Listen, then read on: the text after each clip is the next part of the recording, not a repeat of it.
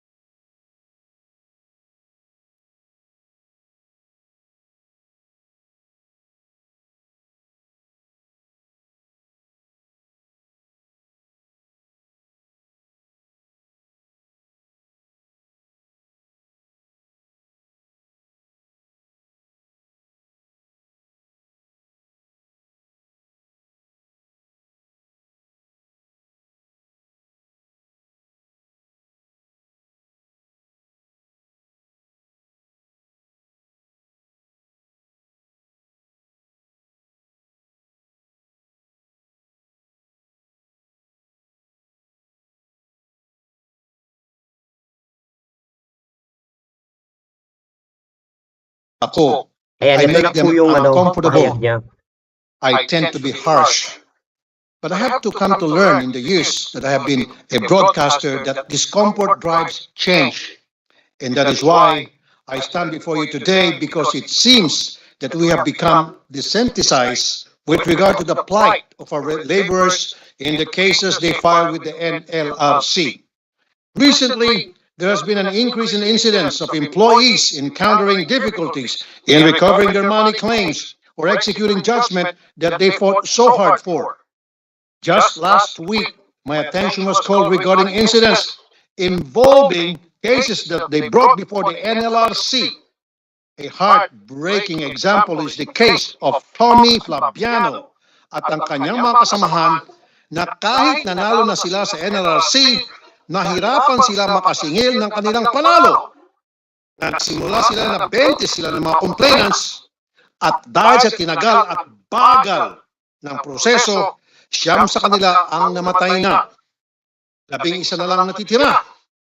Dinarasal po ng natitirang 11 na ito na sana madatnan pa nila na sila ay mga buhay pa at matanggap ang kanilang ipinanalong pera. Mr. President, we will make sure that things like this should and will not ever happen again.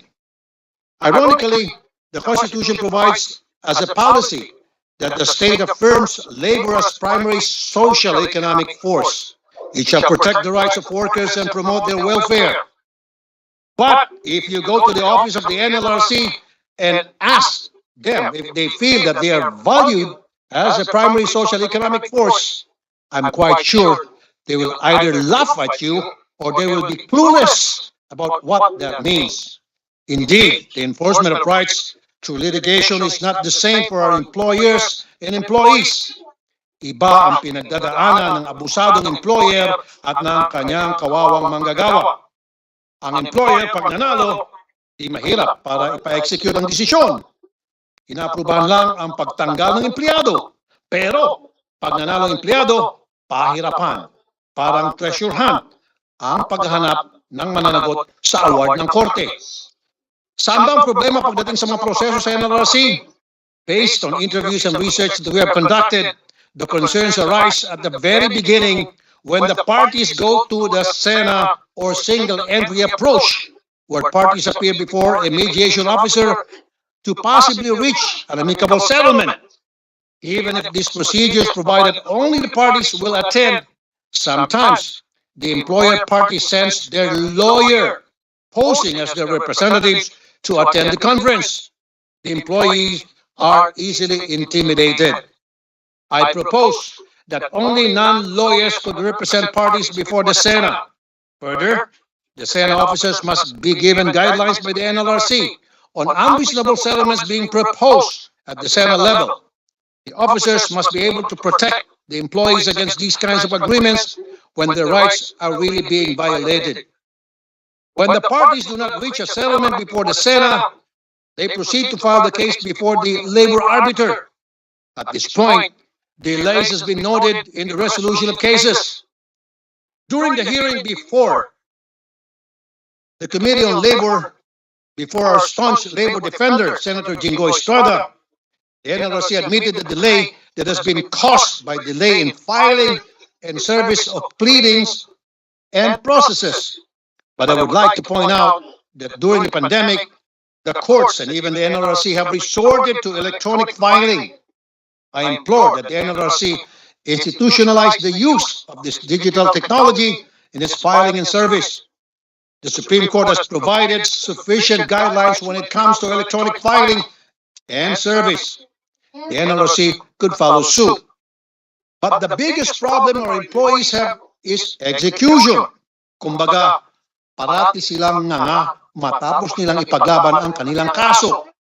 True, she provide for a crash bond and surety bond. But the problem is the cash bond and surety bond only arises when the case is appealed from the labor arbiter to the NLRC. Most employers who want to evade the payment of money claims would stop fighting their cases with their employees at the labor arbiter level because if they appeal to the commission, they have to file a cash bond or surety bond equivalent to the award. Thus, it's easier to simply hide tagwana ng mga ari-arian. We have to do something about this because the rights that we provide in our laws becomes useless when the employees could not enforce them in the end, hence resulting in just paper victory. Nagpagod lang ang kawawang empleyado. I will file a proposal to provide a way to garnish the properties of the employers at the labor arbiter level. This will ensure that even while the case is pending, the employees will have something to run after to answer for a favorable judgment.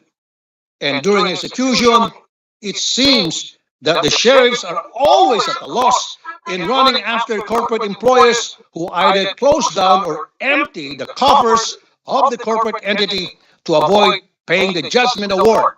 It is difficult to have to prove the piercing of corporate entities in executing judgment. I propose that if the employer party fails to appear during the execution conference of labor money claims and could not provide for the settlement of the judgment claims, there will be a presumption that the piercing doctrine will apply and the officers and directors will be solidarily liable for the judgment award. Excuse me. My dear colleagues, we provide our laborers with so much benefits, but when it is violated and we do not ensure its enforcement, our work here in the legislature becomes useless. I would like to end my speech with the quote of social activist Brian Stevenson. He said, thank you, the opposite of property, the opposite of wealth, the opposite of poverty is not wealth. The opposite of poverty is justice. Social justice mandates us to give our less fortunate laborers a fighting chance with the laws that we implement. Hindi basta bigay lang tayo ng bigay ng karapatan at benepisyo. Kailangan siguraduhin natin ang mga ito ay may papatupad. Thank you, Mr. President, and my dear colleagues, for